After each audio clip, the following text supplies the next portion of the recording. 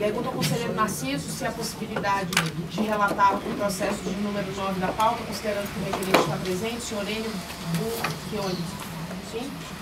Chamo a julgamento, processo análise, o processo número 9 da pauta, requerimento de anistia número 2005-0150-342, requerente o senhor Enio Bucchione, com a palavra o conselheiro relator Narciso Baquelota Barbosa.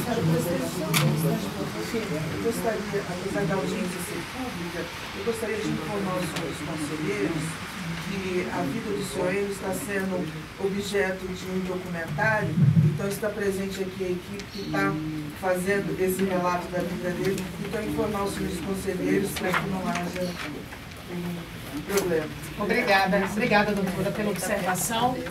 Então, a equipe... a gente já tinha observado a movimentação, então a equipe da comissão, da Secretaria da Comissão de Anistia da Comissão está aqui também presente, vou registrar também que temos o apoio aí do pessoal nos traz. E, então, passo a palavra ao relator, senhor conselheiro Narciso.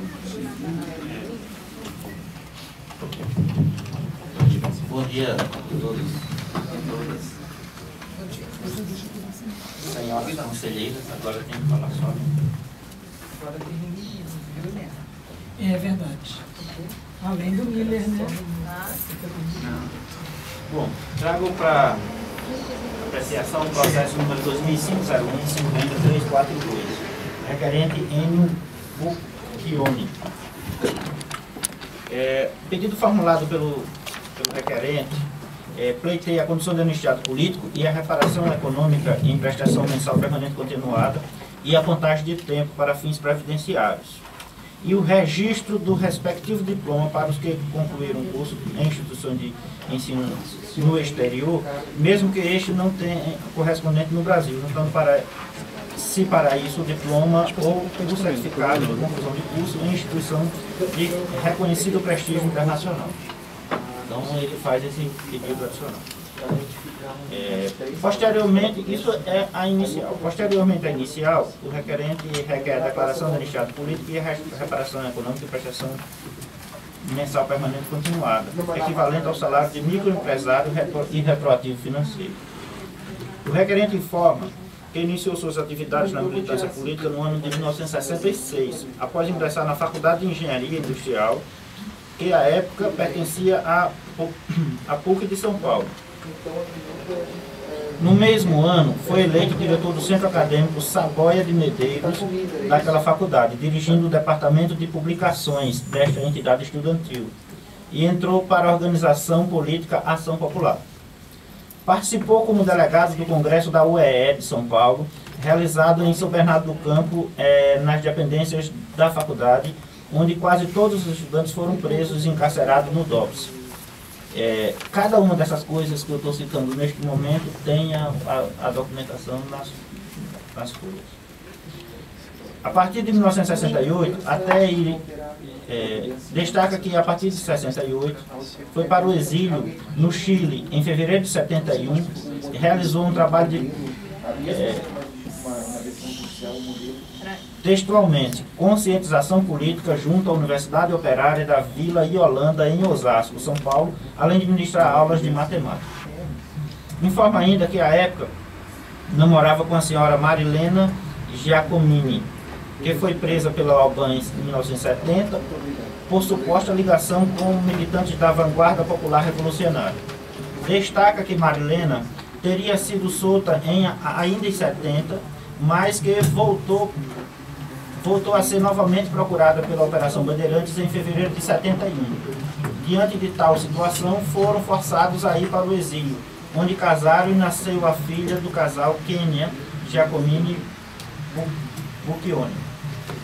No exílio, no Chile, deu continuidade aos seus estudos no Departamento de Matemática na Universidade do Chile, sendo contratado como professor auxiliar e posteriormente passando em concurso público para professor auxiliar no Departamento de Matemática da referida universidade. Com a eclosão do golpe de Estado no Chile em 1973, o requerente acabou preso no Estado Nacional, tendo sido expulso para a França em 1973 ainda, e continuou seus estudos de matemática. Entre os anos de 1975 e 78, morou em Portugal, onde onde dava aula de matemática no Instituto Superior de Engenharia de Lisboa. Eu vou me pedir licença para ler, porque é uma história bem que vale a pena descrever. Em 1978, após decisão judicial proferida em mandado de segurança, impetrado por sua família no Brasil, obteve um passaporte brasileiro. No retorno ao Brasil, foi trabalhar na imprensa alternativa da época, mais especificamente no jornal Versus, com o qual já colaborava desde a sua estada em Lisboa. Afirma que, como diretor do jornal, sofreu perseguição política durante vários anos, prestando depoimento na Polícia Federal em São Paulo. Informa que foi um dos fundadores da organização política Convergência Socialista, que teve a maioria dos seus dirigentes presos no segundo semestre de 1978. Destaca também que a perseguição política sobre a sua pessoa permaneceu constante até 1984. Declara que somente a partir de 1988 voltou a trabalhar regularmente em sua profissão, professor de matemática, na rede pública de ensino da escola EPG México. No aditamento às folhas 190 e 200, o requerente narra que, em decorrência do exílio, o requerente foi forçado a deixar sua atividade laboral. Como prova do atestado expedido pela Secretaria de Estado de Negócios e da Educação, Departamento Regional da Grande São Paulo, Diadema, e a diretora Maria Aparecida dos Santos Ribeiro expediu o referido atestado, que Enio Bucchione ministrou aulas no período de 5/8 de 70 a 11/2 de 71. Com o fechamento do referido jornal, o requerente foi contratado como editor de texto da ACS, editora, em 1/3 de 81, mas a empresa não conseguiu se sustentar. Os períodos de intervenção ao jornal Versus foi um grande golpe para os militantes que ganhavam a vida através de pequeno comércio. Depois deste fato, o fechamento do jornal ACS Editora, o requerente afirma que permaneceu desempregado até 8/2 de 1988, quando retornou ao magistério na rede pública de São Paulo. O anistiando argumenta, entre aspas, como se pode ver, o requerente foi forçadamente afastado de sua atividade laborativa como professor em 11/2 de 71, quando teve que se exilar no Chile. De lá foi um sobrevivente do Estado Nacional expulso para a França, depois teve que se abrigar em Portugal para conseguir se sustentar. De 11/2 de 71 até 2/6 de 78, quando retornou ao país, ou seja, 7 anos e 3 meses e 22 dias, ao retornar ao Brasil, se incorporou à empresa editora Versus até o seu fechamento em 80. Não teve uma vida fácil. A intervenção sofrida pelo jornal foi, sem dúvida alguma, motivo de seu fechamento, mesmo com a tentativa de se reerguer apresentada por seus colegas que o contrataram na empresa ACS Editora. Foi também golpeada pela ditadura. O requerente não passou passou um longo período, de meados de 81 a 88, afastado da atividade laborativa forçosamente, ou seja, 6 anos e 7 meses, somando todo o tempo de afastamento forçoso de atividade laboral, o requerente ficou 14 anos afastado das suas atividades por imposição do regime ditatorial que o Brasil viveu. Fecha aspas. Concluindo o seu aditamento, o requerente roga pela concessão de anistia política nos termos da legislação aplicável acima, referenciada, sendo-lhe finalmente fixada e deferida a prestação mensal permanente continuada. Aí ele peticiona equivalente ao salário de microempresário, devidamente atualizado e calculado a diferença retroativa nos termos da lei, nos termos do artigo 5º e seguintes da Lei 10.559, à luz dos documentos juntados e demais comprovantes, em relação às quais protesta pela juntada superveniente, sob pena de deixar de fazer a almejada justiça. Fecha aspas.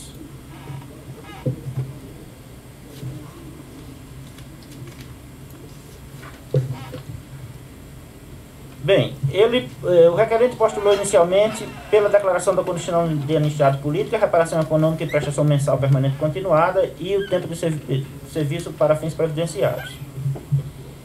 Pleiteou também o registro do respectivo diploma para os que concluíram o curso em instituições de ensino no exterior, mesmo que este não tenha sido correspondente no Brasil. O requerente, através do seu procurador, modifica os pedidos para pleitear o seguinte, abre aspas, assim sendo, requer e aguarda que seja-lhe concedida anistia política nos termos da legislação aplicável, sendo-lhe finalmente fixada e deferida a prestação mensal permanente e continuada equivalente ao salário de microempresário. E segue os pedidos, mas é essa a linha. Assim sendo, tendo em vista a alteração dos pedidos elaborados, não deu para entender, só um parênteses, se ele mantém, porque no aditamento não está claro se mantém o pedido lá do registro do diploma. Ele muda o pedido da prestação mensal para microempresário. Mas assim, não tem uma frase que ratifica o pedido ou mantém o pedido, mas aí isso pode ser esclarecido aqui sem problemas. Assim sendo, tendo em vista a alteração dos pedidos elaborados pelo procurador do requerente, passo a apreciar os pleitos. Considerando as informações constantes nos autos, eu vou... considerando os documentos constantes nos autos, vou resumir, não há dúvida da perseguição política, não há dúvida do exílio, não há dúvida de todas as perseguições que ele sofreu. Mas a perda do vínculo laboral, assim, aí vamos para a prestação, para a indenização, né? Então, a declaração de anistiado político em vista das perseguições. A indenização, inicialmente, tinha uma indicação para única, mas, para mim, está claro a perda do vínculo laboral de professor, lá na época que saiu para o exílio. Então,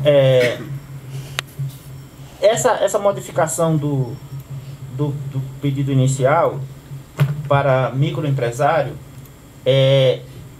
eu creio que não está muito coadunado com o espírito da lei 10.559, que é a perda do vínculo laboral, perda esta baseada na perseguição exclusivamente política. Não porque seria microempresário, porque se ele tivesse, naquele momento lá, que saiu para o exílio, exercendo essa atividade, isso é especificado de maneira mais... Tudo bem, mas a atividade que tem demonstrada por duas declarações de escolas, à época, de 71, é a declaração de professor. E essa declaração, ela não... Se não me engano, deixa eu pegar aqui, ela é de 94.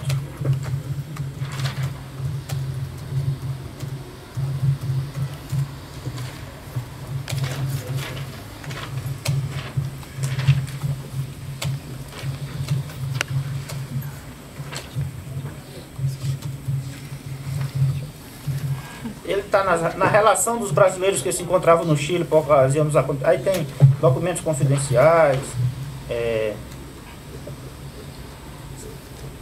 declarando para os devidos fins, que o seu Enio Bucchione foi professor deste estabelecimento de ensino de segundo grau, ministrando aulas de matemática no período de março de 68 a julho de 70, São Paulo, 19 de outubro de 74.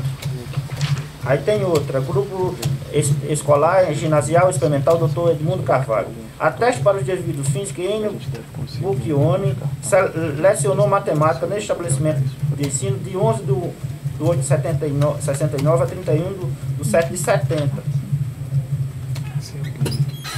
Aí tem Colégio Estadual de Diadema. Professor solidário, é porque está cortando aqui. Admitido a título precário para aulas excedentes de matemática neste estabelecimento de ensino com 180 dias. Bom, eu entendo que seria prestação mensal permanente continuada para o cargo de professor, e eu identifico aqui, tendo em vista que essas atividades aqui do Colégio Estadual, ela tinha uma contratação com temporariedade, e essa aqui de Colégio Nobel, que é de 70, ela não tem Em tese seria carteira assinada, tem a carteira aqui. Então eu vou identificar esse rompimento aqui do Colégio Nobel, que é o mais recente. É os dois, tanto o grupo ginasial Edmundo Carvalho quanto o Colégio Nobel é de 70. Então são contemporâneos, terminam em 70. Esse é o voto. Conselheiro, só para ficar registrado, não houve, se eu não me engano, não houve pronúncia sobre o valor da prestação mensal permanente continuada. É porque eu estava com uma indicação diferente, eu vou pesquisar o valor. É professor, aí eu vou pesquisar esse valor. Com relação segundo grau, em São Paulo. E com relação ao pedido de contagem de tempo e a questão do diploma? Contagem de tempo, sim. A questão do diploma vamos esclarecer. Se mantiver o pedido, eu tá ok. Tá. Eu pergunto se o senhor está presente, o senhor Enio, se fará manifestação, se dividirá o tempo com a procuradora. O senhor fica à vontade, por gentileza. Microfone. Esse aqui? Sim, fica à vontade.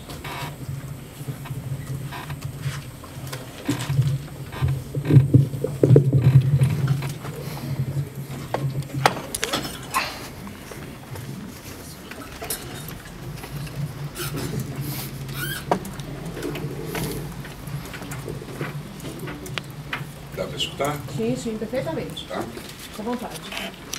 Bom, o seguinte, meu sobrenome é Bucchione, né? Eu sou descendente de italianos. Meu bisavô anarquista veio para o Brasil. Segundo consta, não conheci meu bisavô. E meu avô materno camponês, português, veio para o Brasil. Gostava muito do Luiz Carlos Prestes. Era décadas atrás. Isso, tradição oral, né? Meu pai foi amigo do Mário Schember, o físico, simpatizante do Partido Comunista na década de 40. E eu vim com esse DNA. Desde os 18 anos sou comunista, assumido. Comunista dos velhos tempos do Marx, né? Da Liga dos Comunistas, não os outros comunistas que vieram depois, da época do Marx. Minha mulher é socialista, como eu. Tenho 3 filhos, todos socialistas, estão todos aqui. Enfim, a minha vida, resumidamente, é essa. Tinha 18 anos em 1966, entrei na PUC. Fui eleito para o centro acadêmico. Era um trabalho muito lindo que a gloriosa organização Ação Popular, que terminou já há muito tempo, tinha lá um trabalho de massas fantástico. Eu fui logo para o centro acadêmico, fui para o congresso da Uni de BH em 66, não conseguimos chegar, tinha uma barreira em torno da cidade e não deixava os jovens de fora chegarem. Ainda bem, porque me incumbiram o pessoal da Ação Popular de que eu falasse sobre a Assembleia Constituinte, que a gente defendia a Assembleia Constituinte. E eu não tinha a menor ideia do que era a Assembleia Constituinte, eu tinha 18 anos. Era uma proposta correta até, mas eu, pessoalmente, até fiquei contente de não poder entrar no Congresso, não. Eu entrei na P, aí o Congresso da UEC, foi lá na escola, no ano seguinte, 67. E a AP era uma organização muito simpática, eu tenho um saudosismo muito grande pela Ação Popular. Era uma organização muito grande, hegemônica no movimento estudantil. O Serra, que era presidente de 64, depois o querido Luiz Travassos, né, que faleceu precocemente, o Jean Marc, de quem eu fui amigo, o Onestino, que ficou na minha casa, Guimarães, vários dias na minha casa de São Paulo, que foi sequestrado, assassinado, cadáver ocultado, amigo meu. Então tem uma ligação muito grande com a AP. E a AP era muito forte no movimento camponês, lá em Pernambuco, esqueci o nome do líder, que teve a perna amputada, o Manuel da Conceição.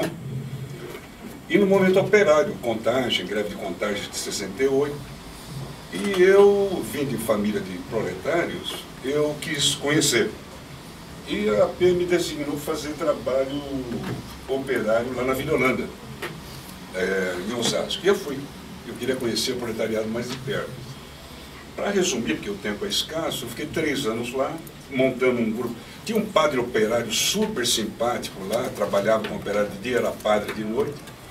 Tinha o Dr. Fausto, que estava num posto de saúde, que era da AP também, e eu mais a minha primeira mulher, minha primeira esposa, a Lena, fomos para lá, no clube de jovens. Ficamos 3 anos lá. Não vou contar o que nós fizemos, mas o trabalho era de convencimento socialista, né? E esse grupo de jovens era muito atuante no bairro. Desse grupo de jovens, anos depois, saíram 2 vereadores pelo PT, o Marcos e a Rosa, lá de Osasco, e um líder, o Zé Pedro. O Zé Pedro, líder de metalúrgicos da oposição de Osasco. Isso depois que eu tinha ido embora, tudo, esse grupo permaneceu, o que me deixa muito feliz. Bom, eu fui professor desde 68, eu era estudante, eu fiz 2 anos de engenharia, saí, fui para a USP fazer matemática e ciências sociais. E comecei a trabalhar. O precário que diz aí é o seguinte, na época, tinha o professor efetivo, e aqueles que eram estudantes entraram na categoria de precário, era esse nome horroroso, era um nome que nós tínhamos, professor precário, era contratado legalmente, mas com esse... E ganhávamos igual, não havia diferenciação salarial, era o mesmo salário, tinha esse nome horroroso. E trabalhávamos lá em Diadema, que era outra região operária também, metalúrgica, né? Muito bem, a Lena, minha namorada na época, depois minha esposa e a nossa filha está aqui atrás. Deixa eu falar devagar, me dá um pouco de emoção.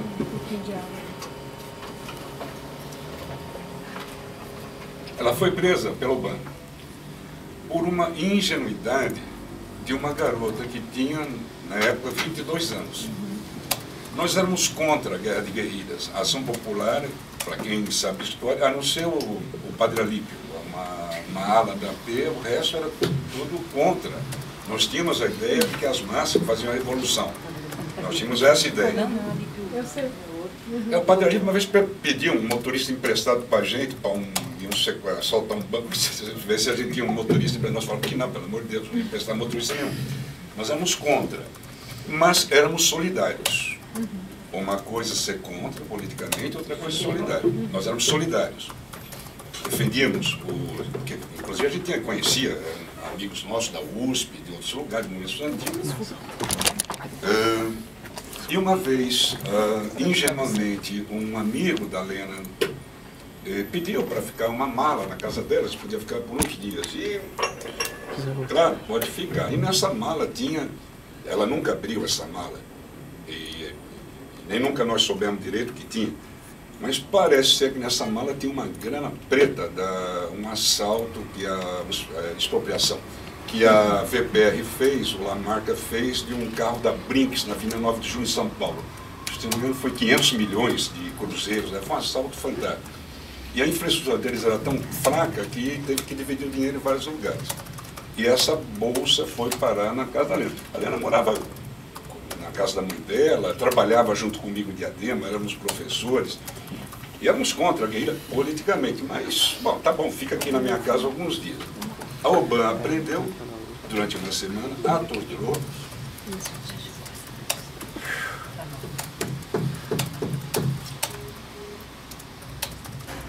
Ela não tinha nada a ver, foi comprovado, ela trabalhava, tinha casa, residência, você não pode ser guerrilheiro e trabalhar de noite em escola, dar aula. Ela foi libertada uma semana depois. Aí nós continuamos dando aula lá em Diadema. Aí passaram uns meses, o pessoal da VPR, era um amigo, o pessoal da VPR que era amigo da Lena, e o cara que era um amigo, na época a tortura era implacável. Eu não, até hoje, quem abriu a boca na tortura, eu não tenho nenhuma condenação. Eu conheci muitos companheiros no exílio que a tortura é algo que não é possível aguentar, tem limite. Eles abriram, Abrimos, não, foi a Helena, sem sabia, não sei o quê. Por sorte, nós ficamos sabendo.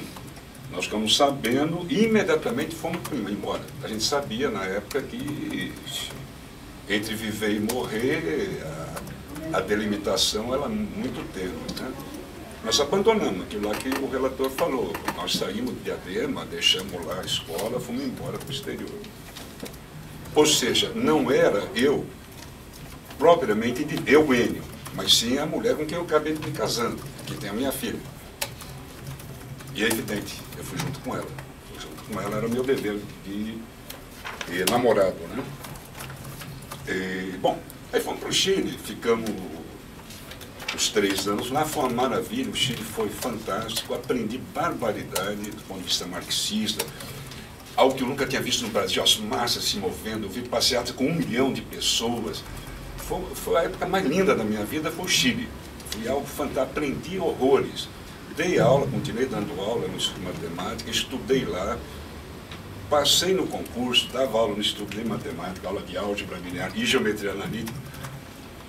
Foi lindão o Chile, não tenho tempo aqui de falar, mas terminou naquilo que todo mundo conhece, né? Foi uma derrota histórica fantástica.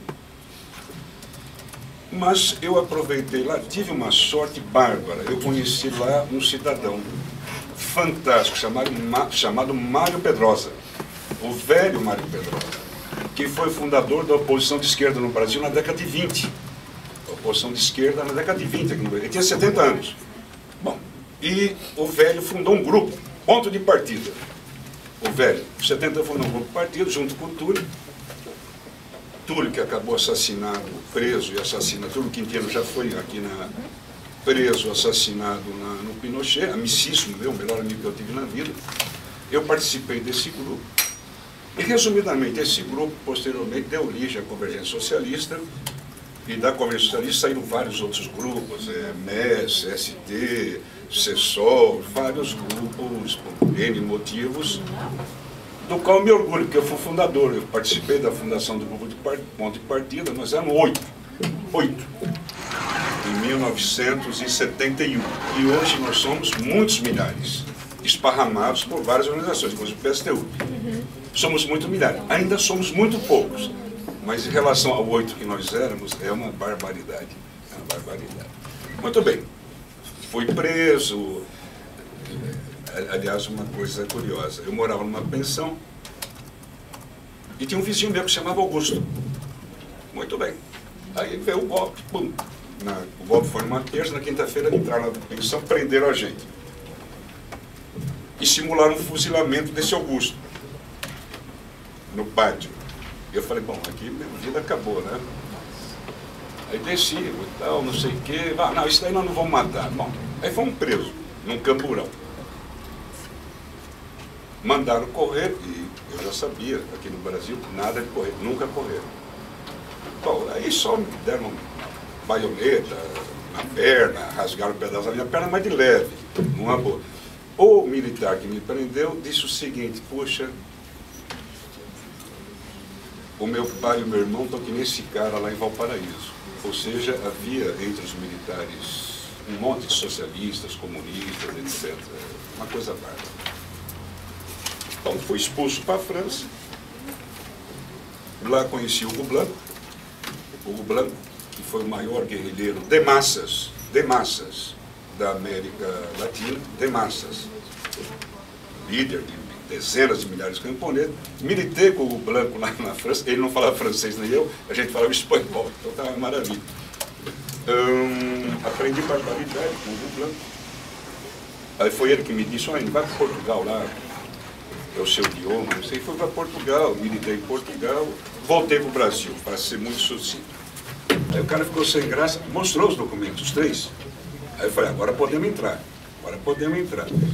Foram de novo. Eu vou insistir na questão do jornalismo, porque é uma barbaridade que fizeram com o Verso, com o movimento, com as outras. Uma vez foi a Polícia Federal, com o tal do Dorivaldo Galerani, que era polícia técnica, sei lá, um inspetor. Queremos ver os seus documentos.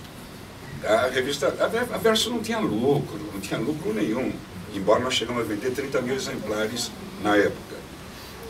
Era uma bagunça lá, a contabilidade nossa era uma bagunça. Quem estava interessado, ele não ganhava dinheiro, não era mercantil. Aí nós vamos levar todos os recibos. Mas Dorival, você não pode levar, nós vamos ficar sem prova de nada. Vamos levar tudo. Eu falei, então o senhor vai fazer a relação, e tem os 3 caras da Polícia Federal. O que o senhor levar daqui, deixa no papel e carimba. Eu fiquei o dia inteiro, eu era o responsável do verso.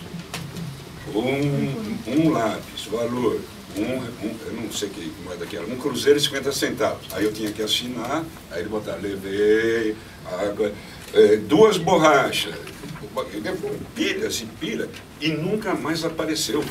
Sumiu para a contabilidade do Versus. Nós ficamos, do ponto de vista jurídico, sei lá, inexistente. Acabou falindo, a Versus acabou falindo. E houve, jogaram bomba no Versus, no Rio de Janeiro, Brasília, já não me recordo aonde. O que fizeram com o Versus, e com os outros também, não é só a nossa turma, com os outros foi a mesma coisa. A barbaridade, obrigaram a fechar. Porque a estratégia não foi de prisão do Versus, era Figueiredo, não era, a estratégia não era prisão, mas sim o asfixiamento financeiro. E eles conseguiram, acabaram com todos os jornais.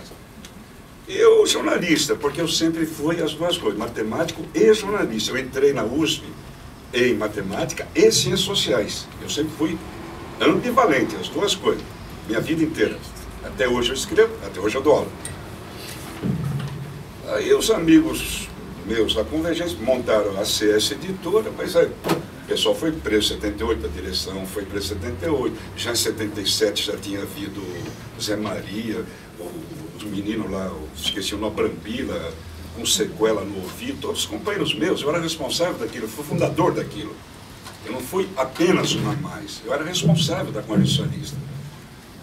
Fundaram a CS Editora, eu trabalhei como editor de texto, vivíamos de colaboração dos companheiros durante vários anos. Eu não sabia para onde dar. Naquela época tinha bomba do Rio Centro, da ultradireita, então não dá para voltar a ter uma vida normal. Então, olho vivo, né? Aí, em 87, deu para voltar a trabalhar. Tentei trabalhar na Abril, trabalhei alguns meses na Abril como jornalista. Eu tenho o registro como jornalista, minha carteira tenho como jornalista profissional. A Abril, um trabalho muito chato, porque ela 6 meses, acho que nem me lembro, acho que nem me carimbaram a Abril. Eu trabalhei no departamento de documentação, aí o que eu tinha que fazer é o seguinte, o repórter, que ano que o Shakespeare nasceu? Aí eu tinha que ir lá, ver que ano, como é que se escreve o nome de fulano de tal, a grafia correta? Aí eu tinha que ir atrás, é um trabalho muito chato, para mim. Eu fiquei lá 6 meses na Editora Abril, e a minha carreira de jornalista foi truncada, foi esfacelada, por causa do seguinte, eu sou marxista, eu escrevo sobre política, eu não posso ter emprego no Estadão, na Folha de São Paulo, no Jornal o Globo. Eu sei escrever sobre política, eu escrevo documentos sobre política até hoje. Eu não tenho emprego no mercado normal. Eu tinha a editora minha, Versus, que publicava aquilo que eu queria. Então minha carreira de jornalista foi liquidada, porque eu não podia voltar ao mercado de trabalho como jornalista. Eu não sou jornalista de esporte, de cultura, nada. Eu sei fazer política, eu sou marxista, sou comunista. Não tenho trabalho. Voltei à matemática. Fui obrigado a voltar à matemática. Mas não me arrependo, eu não sou de chorar, não. Não me arrependo. Dei aula para dezenas de milhares de alunos, engenheiros, médicos, advogados, sei lá, das mais diversas profissões. Essa é a minha utilidade social. E para terminar, que eu já estou tomando muito tempo de vocês, eu queria fazer 2 homenagens rápidas ao meu amigo Onestino Guimarães, da P, como eu. Algum dia o caso dele vai vir à tona por completo, quem sequestrou, quem o matou, aonde está o corpo, etc. Ao outro amigo meu, Túlio Quintiliano, que do ponto de partida, um grande amigo que eu tive na minha vida, morreu assassinado no Chile, deu azar, a brigada que prendeu era uma brigada fascista. A minha era mais democrática, só me cortou um pouquinho de baioneta, então legal, mas o Túlio era fascista, mataram ele no regimento lá.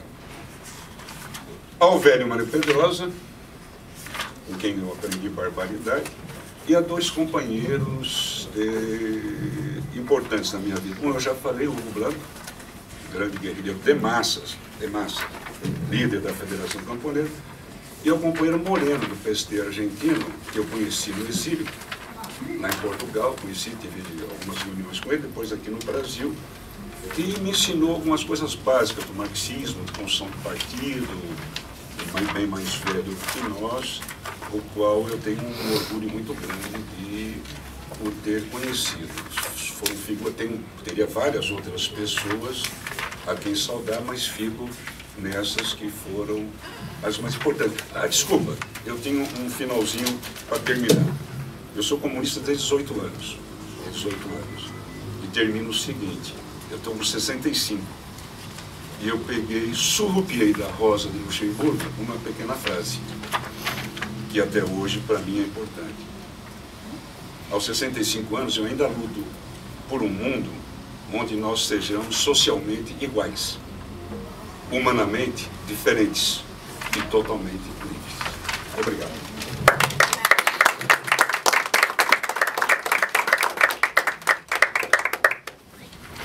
Passo a palavra a pergunto se a advogada do requerente vai fazer alguma complementação, por favor.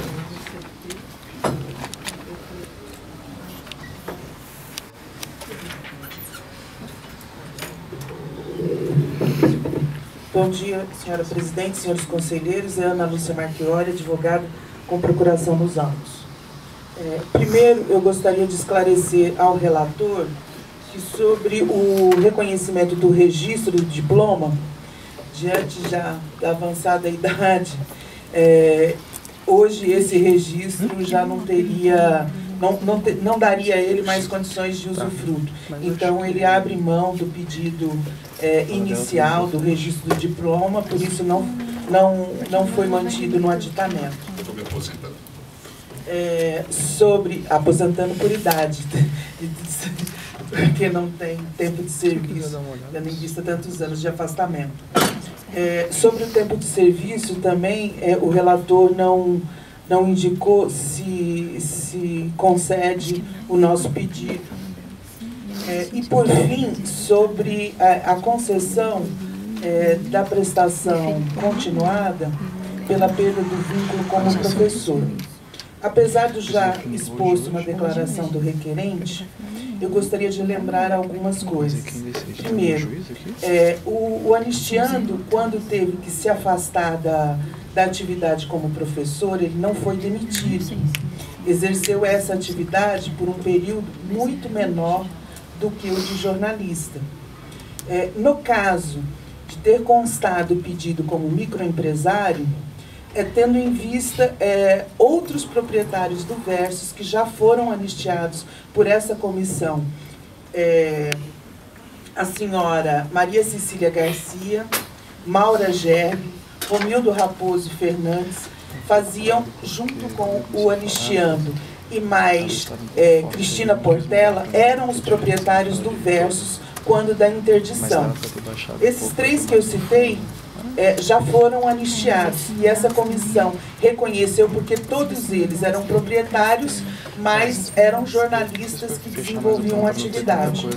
Então esta comissão reconheceu pela função de jornalista, tanto para o senhor Romildo, Maria Cecília e a Maura Gerbi. Então nesse sentido nós insistimos nessa concessão por esses 2 elementos. Ele não foi demitido como professor, ele foi forçado a se afastar. Como jornalista, a ação direta do Estado impediu por 2 vezes que ele continuasse a sua atividade como jornalista.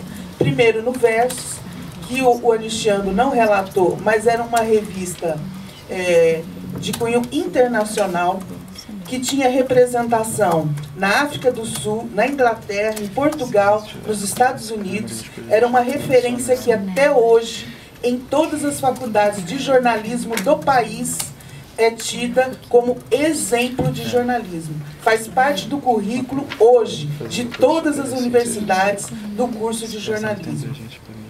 E isso foi aniquilado.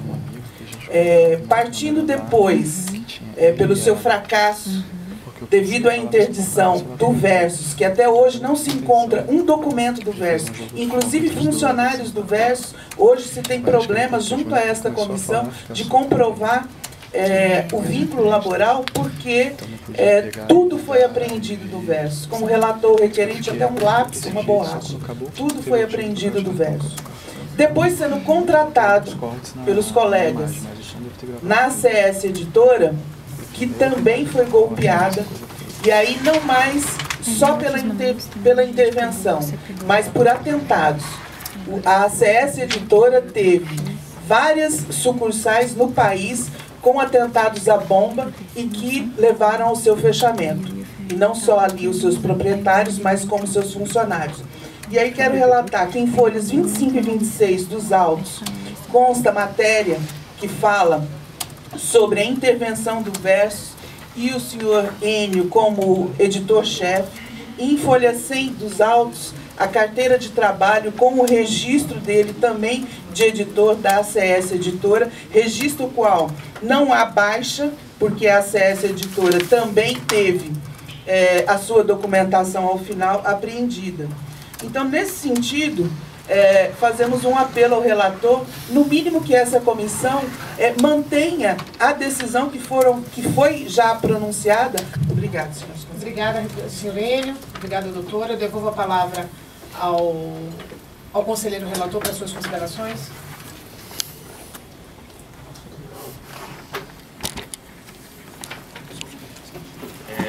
Bem, não vamos discutir questão de perseguição, né? A perseguição está completamente comprovada e reconhecida. O que vamos discutir aqui é a PMPC. Com relação ao que fala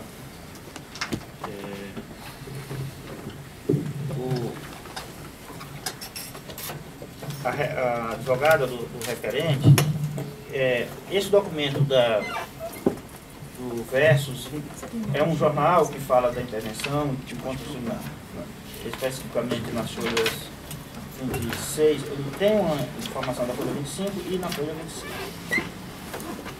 25 uma notícia e na folha 26 outra notícia. Veja, eu vou externar minha linha de entendimento para o professor, para que nós possamos discutir. A perda do vínculo, o compelimento a afastamento da atividade laboral no cargo de professor foi em 71, onde ele, em 70 e 71, ele lecionava em 2 escolas. E ele perdeu o vínculo e saiu. E depois foi para o Chile, etc. E a atividade de professor só vem ser retomada na década de 80. Então, assim, a caracterização, dá uma linearidade dessa perda do vínculo. Essa é uma perseguição nítida, clara e específica e comprovada. Especificada e comprovada. Compelido a afastamento, sai da atividade de professor em 2 escolas que lecionava no ensino médio hoje e depois o exílio. É fato que tinham essas 2 atividades. Ou a gente considera as 2 atividades, ou a gente considera a mais antiga que veio ser retomada ao depois. Porque a atividade de matemática, como o próprio relator, o próprio Anistiano já relatou, permanece até hoje. Então não é uma atividade que se perdeu na história, era pontual e a atividade de jornalista é que era a principal. Não é então, isso está nos relatos. Então, qualquer pessoa analisando os documentos iria confluir para o entendimento que vai, desde que perdeu o vínculo, foi compelido, se afastou, exílio, só retoma essa atividade na década de 80. Então, assim, tem uma linearidade documental com a história do requerente. Então, o sentido de pontuar o PMPC e a contagem de tempo de 71 a 88, que é quando retoma as atividades para fins de aposentadoria, foi de acordo com a linearidade dos documentos lá da época do exílio E a atividade matemática, ela subsistiu até no exílio. Então, assim, qualquer pessoa que lê o documento vai ver atividade de matemática, professor. Depois no Estado, 2 escolas privadas no Brasil. Depois no Chile. Continuidade dos estudos de matemática fora do Brasil. Então, há sim uma linearidade. Foi esse o sentido de essa análise. Não foi no sentido de desprezar a atividade de jornalista, que ela ocorre em exatamente o fechamento do jornal se dá em 16 de maio de 79. Quer dizer, está em maio de 79. 16 de maio é a data da publicação que relata o dia anterior. Então, essa é a indicação. Vamos à discussão. Eu tenho uma questão de esclarecimento só. Qual seria, então, o valor da prestação mensal permanente continuada referente ao cargo de professor? O valor da prestação mensal permanente continuada do cargo de professor, segundo o Datafolha, R$ 2.404.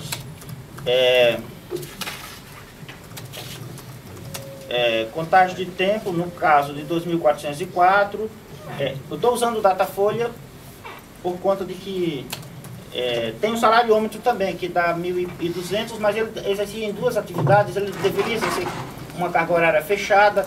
Eu estou usando o parâmetro mais adequado à situação.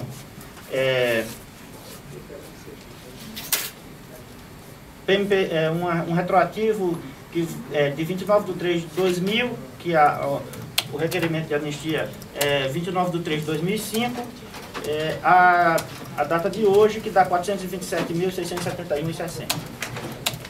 E a contagem de tempo é de 12/2/71, que é o último vínculo que está lá na carteira, até 1/3/88, que é o vínculo seguinte depois de todas as ditas e vindas. Esclarecido. Em discussão, conselheira Marina? Eu tenho sim também. Conselheiro Narciso, eu estou vendo aqui pelo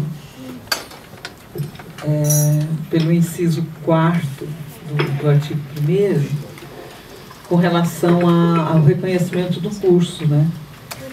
Ele abriu mão, mas assim, mesmo que não tendo correspondente no Brasil, a gente pode.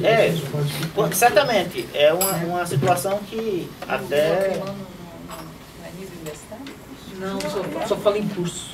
Qualquer curso. Conclusão qualquer de curso que não tem, mesmo que não tenha referência no Brasil.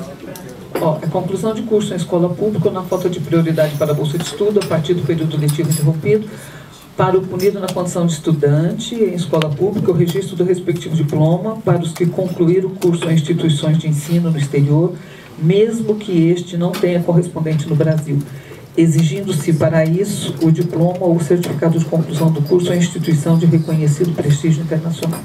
No caso seria o registro. Registro, né? Não é para ele continuar cursando. Não, sim, é porque ele terminou. Mais alguma coisa? E outra coisa, com relação a essas provas do jornal Versus, né, tem alguma coisa no Tem uma processo? matéria de jornal. Só tem a matéria das folhas 25 e 26. É uma matéria de jornal que descreve o evento ocorreu, a matéria de 16 de monitoramentos também. 16 de maio de 79 e no Arquivo Nacional isso é relatado também. Sim. Mas esse relato do Arquivo Nacional, o que é que fala? Fala que houve o fechamento do jornal. O fechamento do jornal. Eles não eram muito preciosistas em... Sim, a gente sabe. Só isso. Então, conselheira Rita? Eu queria fazer algumas considerações ao companheiro relator. Pelo seguinte, eu acho sim que as 2 situações estão bem caracterizadas. A primeira, como você falou, ela teve uma continuidade na medida em que volta e vai ter que assumir como condição, inclusive, de sobrevivência. E não há outra. No entanto, eu acho que a de conteúdo político mais, vamos dizer, mais qualificado, que tem mais força, exatamente dos anos 80. Porque nós estamos vivendo um lei de anistia já, 79, quer dizer, que deu condições à volta dele foi a anistia política. Ele votou por mandado de segurança. Pois é, mas com recurso para entrar no país. Não, foi. Eu não estou dizendo, mas eu só quero... Não foi por causa da lei da anistia. Eu quero, em lugar de considerar a questão profissional, eu quero considerar a militância. Eu acho que a militância, a continuidade da militância tem um sentido muito forte na história dele. Na história dele. E com relação à questão de versos, realmente o versos que a gente viu agora na caravana dos que julgaram da Convergência Socialista, a força que tinha o versos, eu sei porque eu conheci também o jornal, e o que significou naquele momento o fechamento do jornal.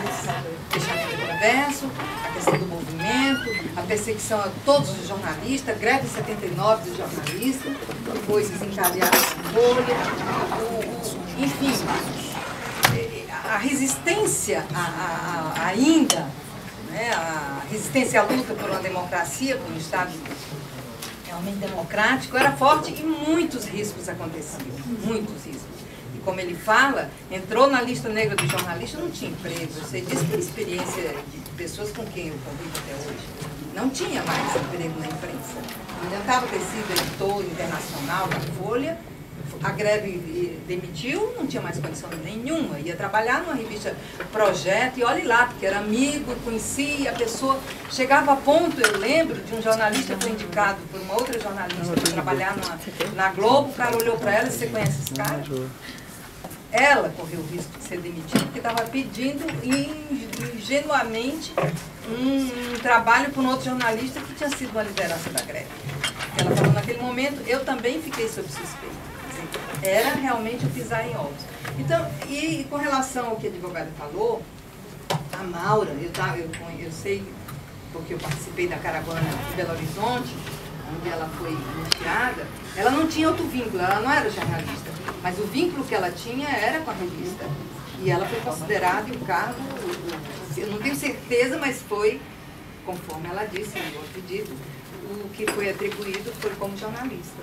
Então eu queria fazer essas ponderações porque eu acho que realmente a atividade principal foi a de jornalista e não a de professor. O professor foi aquela, ou foram as duas, mas a de jornalista tem um realce maior para ele, até por isso, na medida em que ele está sendo anistiado hoje. E essa anistia tem um caráter, toda anistia tem, mas como ele enfatizou, tanto a relação com a ação popular como a relação com o jornalismo ficaram muito marcantes na vida dele.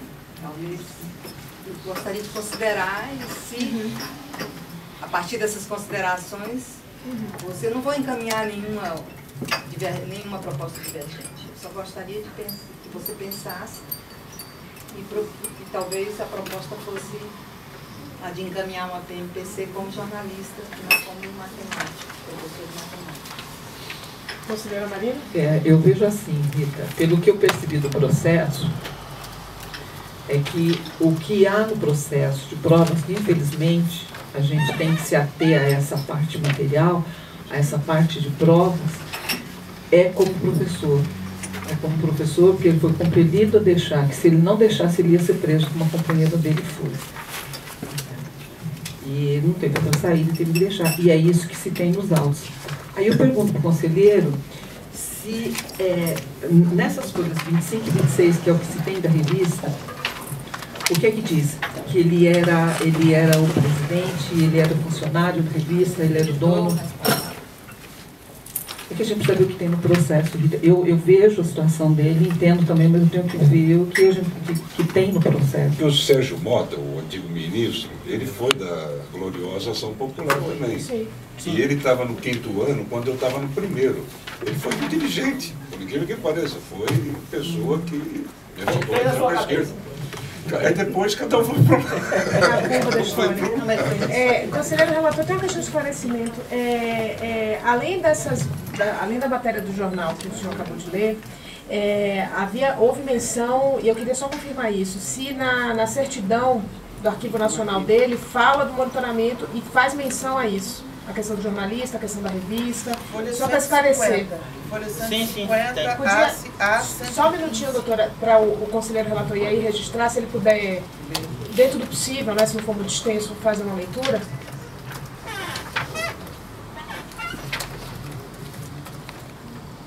Qual é a data que consta? 6/11/78, data da emissão do ACS. Do ACS, 78. 78 ele não estava no Chile, ele voltou em 80. Mas ele não era fundador? Deixa eu esclarecimento. Não, ele era fundador. Ele era fundador. Ele voltou do Chile no início de 78 e esse ACE é do final, logo que ele Esse veio. ACS é de 6/11/78. Do Chile de Portugal. Tem outros ACES também para frente, né? Então tem registro, conselheiro. Tem. Tem a carteira de trabalho de folha 125 da ACS Editora também. Então, ainda em regime de discussão. Eu gostaria só de... É uma situação que volta e meia a gente se depara aqui na comissão, é essa situação em que a gente tem que estabelecer um ou outro rompimento, e então, na verdade, é uma situação difícil porque, infelizmente, nós temos que estabelecer critérios muito objetivos para justificar e fundamentar essa escolha em função de todos os controles aos quais nós somos submetidos, e é ótimo que eles existam, mas eles também, sob certo aspecto, nos forçam a buscar com muito empenho esses critérios objetivos. Então, eu entendo perfeitamente, me solidarizo e desde logo já informo que eu concordo com a indicação que o conselheiro relator fez, porque justamente esses critérios objetivos para estabelecer o fundamento de prestação mensal permanente continuada estão muito evidentes nos autos, pelo que eu percebi tanto do relato quanto agora desses esclarecimentos. E enquanto que, embora haja essas informações com relação à atividade de jornalismo e até essas referências de parâmetros, mas me parece que nessas referências, muito provavelmente, não haviam essa escolha. Eram atividades de jornalistas mesmo e não tinham uma outra atividade, pelo que me parece. Eu não estava nessa caravana e, até onde eu entendi, não existe nenhuma referência nos autos desses parâmetros, né? Ou existe? Dessas pessoas que foram citadas. Existe essa indicação nos autos ou não? Não. Foram anistiadas recentemente. Sim, então foi exatamente isso que eu entendi.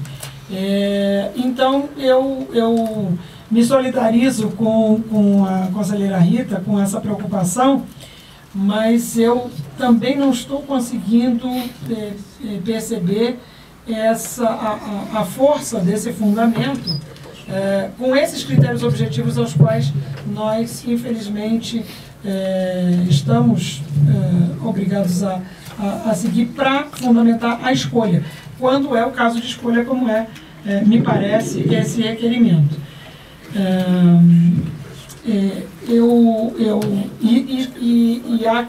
Se eu entendi, esse registro da carteira de trabalho como jornalista é posterior a 88, né? Responsável. 71. Dessa outra editora. Folha 100. 71.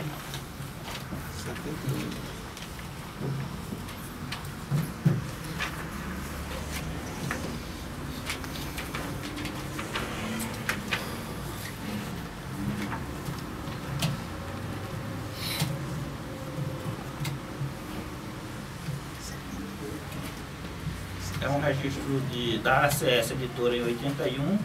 81. E, inclusive, parece-me ser a segunda carteira de trabalho. Porque a outra está completa aqui. E esse registro de 81 é como jornalista? É como jornalista. É a primeira carteira de trabalho. Oi? É a primeira carteira. É porque a primeira carteira ela está... Minha vida sempre foi assim. Estou satisfeito. Foi dupla. Ainda em discussão? Eu sei que já passou, mas eu gostaria só de fazer um esclarecimento. Isso, um minutinho. Só um minutinho, Rita. Deixa ela fazer um esclarecimento de um minutinho. Eu acho que aqui é uma questão mais técnica e eu acho que a conselheira aqui acabou de falar, que eu acho que é importante. Eu acho que nós preservamos o trabalho dessa comissão para que não haja nenhuma dúvida. Agora, para ser verdadeiro aos fatos, nós nomeamos assim: o exílio dele, o afastamento dele como professor se deu por solidariedade à sua namorada e depois companheira, ela sim que foi perseguida no seu afastamento do trabalho como professor. Então, naquele momento, ele não sofreu nenhum monitoramento do Estado e não era perseguido. Então, nós estamos sendo verdadeiros com os fatos, independente que isso tenha acarretado um prejuízo do afastamento dele do trabalho e o seu exílio, sua prisão no Chile e depois para a França e Portugal. A segunda questão: existem sim provas nos autos, carteira de trabalho, existe monitoramento que coloca ele como editor-chefe e proprietário do Versus. Existe reportagem da Folha de São Paulo que foi retirada, tem o carimbo, do DOPS de São Paulo. Nós não tiramos do arquivo da Folha de São Paulo. Foi retirado do DOPS de São Paulo, essa matéria, em que a foto traz ele de frente como editor-chefe do Verso. Então, há mais prova, e ele por mais tempo exerceu a função de jornalista do que de professor. Ele sofreu de professor, ele exerceu depois de 88 até agora. Mas o exercício como professor, antes do seu exílio, e como jornalista, se deu por mais tempo como jornalista. E provas irrefutáveis há, inclusive com carteira de trabalho. A conselheira Rita? Eu volto a insistir na questão que eu levantei. Realmente, o que está dado é tão importante quanto o outro. Agora me parece muito mais, na medida em que a perseguição não foi diretamente a ele, mas a outra pessoa. E também por uma outra razão. Quando a gente discutia em Belo Horizonte, na Caravana, a questão do Versus enquanto jornal, ficou muito claro que uma pessoa que tinha também da Convergência, que trabalhava ela era da Convergência naquele momento, trabalhava no Versus, ela teve o seu pedido deferido como jornalista. Portanto, considerado o Versus um jornal cuja, como ele mesmo falou, cuja documentação tinha sido toda apreendida, que não se tem quase nada, mas não se tem depoimento de pessoas, e os depoimentos foram muito, vamos dizer, muito claros. Caminhar com uma proposta divergente. Tá bom. Eu só queria fazer um pequeno esclarecimento. Primeiro, que eu não estou impedindo uma anistia.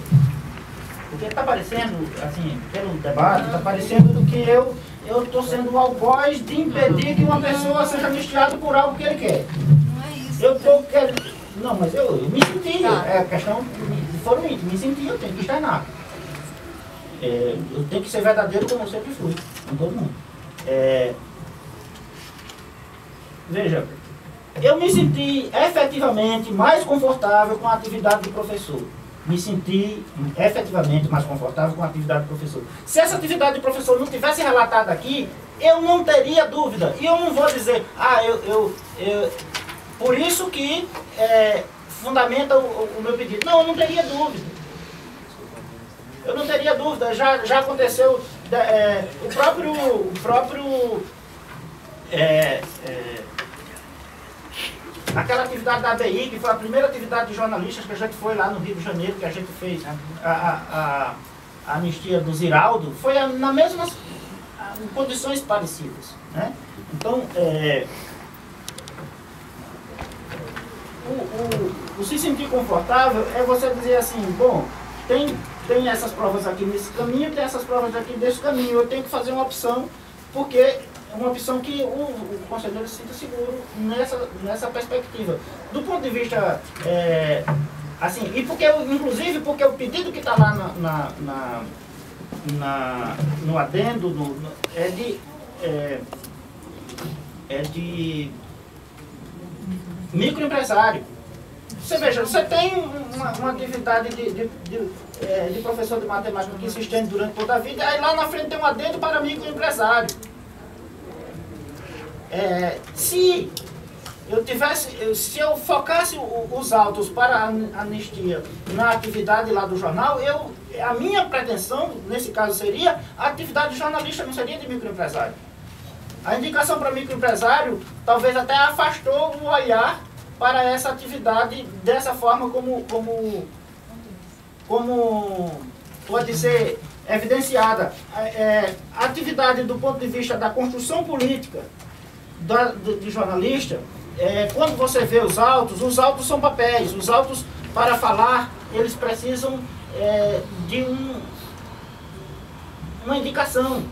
Que fica para nós, não, que está no processo, que está nos autos, infelizmente. Então, assim, eu olhando os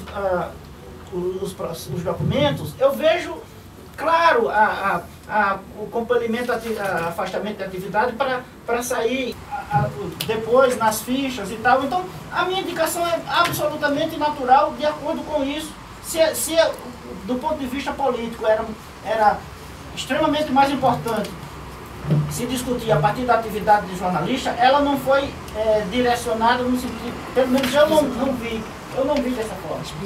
Não foi assim, olha, conselheiro, que vai ler esses autos. A atividade de jornalista é uma atividade de suma importância política na vida dele.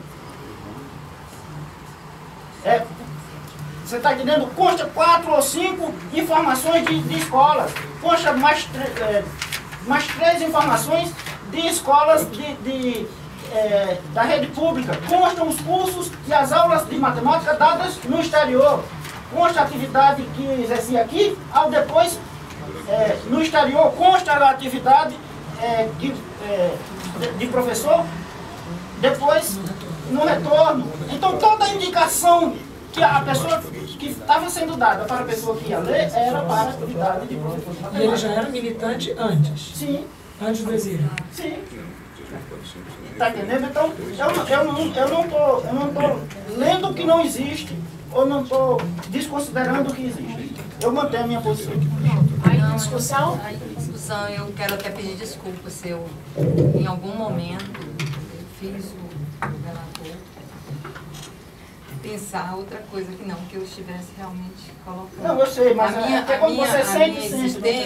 insistência é que as duas, realmente você tem razão, as duas experiências, as duas profissões, no caso, não mais do que experiências profissionais foram importantes na vida dele. Agora, o que me fez distinguir a profissão de jornalista também tem a ver com as experiências que a gente vive, né? Claro, com o tempo que a gente vive. Então, talvez, assim como há uma identificação com a questão de ser professor e dar uma atenção maior a isso, a minha visão, e dentro mesmo do que a gente já esteve fazendo e avaliando, no caso da Maura, no caso da última caravana, foi de pensar que politicamente se justifica de jornalista por ser a que politicamente tinha uma importância fundamental na vida dele. E que é aquele que tem até hoje. Também. Eu estou marcando as duas. Mas só estou distinguindo isso. E encaminhar uma divergente também é um ato nosso, né? O mais respeitoso que a gente possa ter entre a gente. Então, eu encaminho uma PPC no cargo de jornalista e a gente teria que levantar o valor, né? Eu vejo o seguinte, o que ficou claro para mim foi aquilo que o consubstanciado tenha mais robustez de prova com relação ao cargo de jornalista. Eu gostaria só, antes de encaminhar a votação, de lembrar uma coisa. Nós estamos aqui em nível de turma. Talvez seja o caso se for, dependendo de como se encaminha aqui a votação, se for o caso de algum tipo de recurso, já levantarmos aqui alguma orientação, indicação ou sugestão, talvez seja a palavra mais adequada, no sentido de que caso o resultado aqui seja como PMPC, como professor, que talvez fazendo objetivamente e comprovadamente nos autos essas considerações, né, inclusive com o auxílio, talvez, se for o caso. Conselheira Marina. Também. Então tivemos por maioria,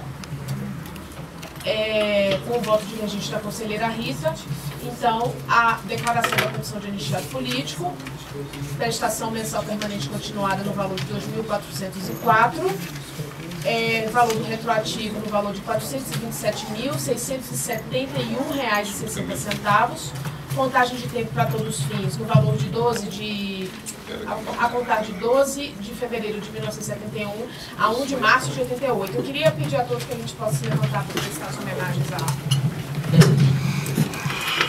Uma questão técnica. Sim, qual a questão técnica?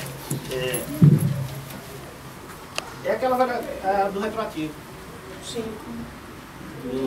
Porque foi um pouco aproximado e eu gostaria de informar das minorias. E considerando que no caso do professor, o valor seria bem próximo. Isso seria acatar-se. Essa informação é importante. Isso.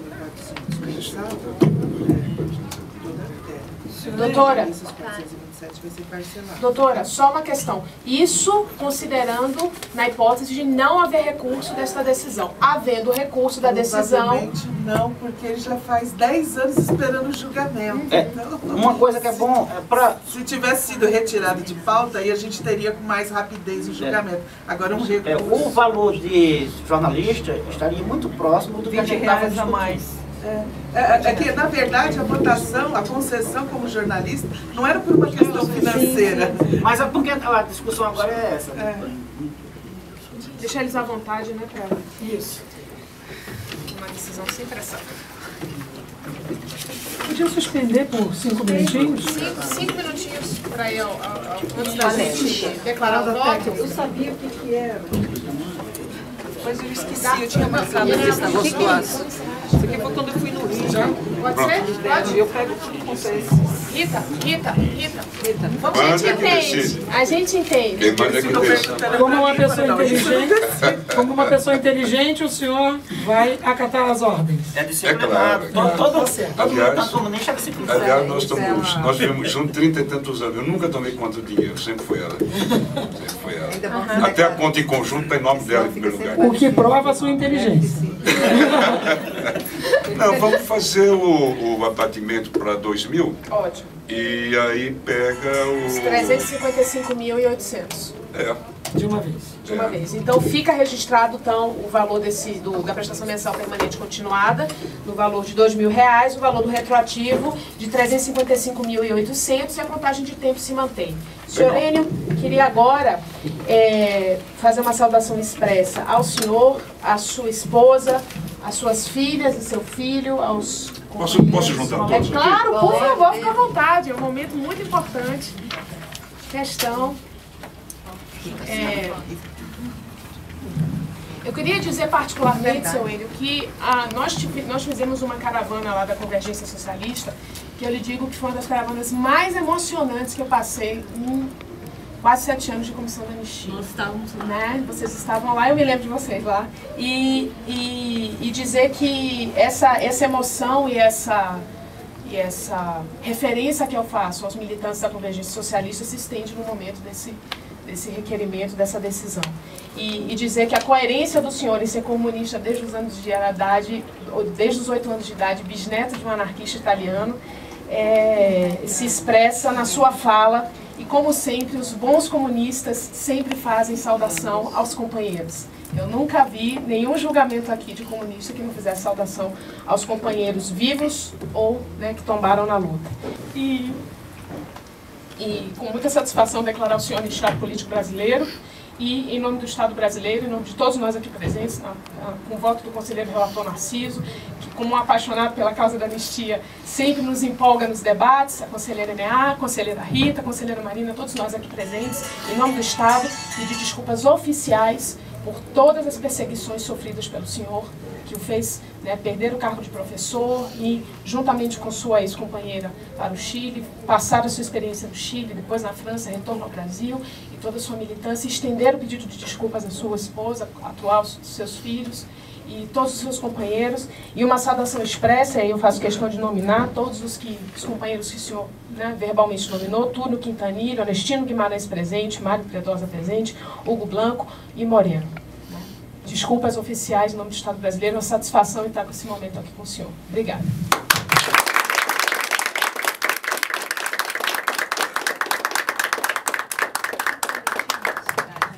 Pausa de 5 minutinhos, para que aí a gente reorganize o debate.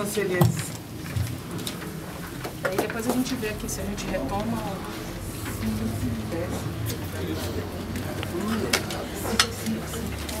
Tá.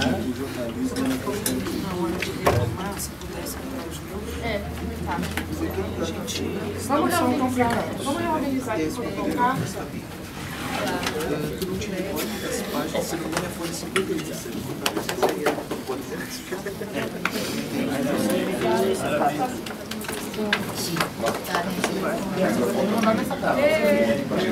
Não, é que é o seguinte, 12 de fevereiro, não, tudo bem. Não, isso é tranquilo. Porque foi 2.400, pelo Botafogo, mas a vida foi para 2.000 por conta de depois. Tá. Qualquer coisa O período, não, tá bem. Mas o período dos ocupados. Esse aqui também, mas principalmente essa, a 49 a 50 de base, principalmente a 51, que é não tem uma folha que diz que não, combinado. Usam na mesma sequência. Porque nós derrotamos. Sim. Parece. 5 minutinhos de pausa. Estava lá? Não,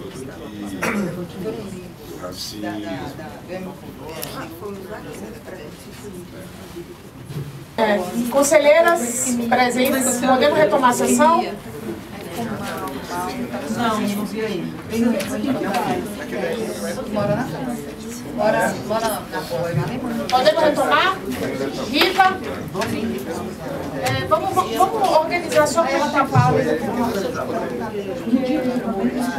Não, aí a gente dá uma pausa e vê como é que está aqui. Se for o caso, a gente suspende informalmente todos os processos, entendeu? Marina, Rita, vamos lá? Para a gente tentar reorganizar a pauta. E ela, o apartamento está fechado no Rio. E ela está lá, eu acho que ela vai. Sim, começamos a federação, a gente dá uma abraço.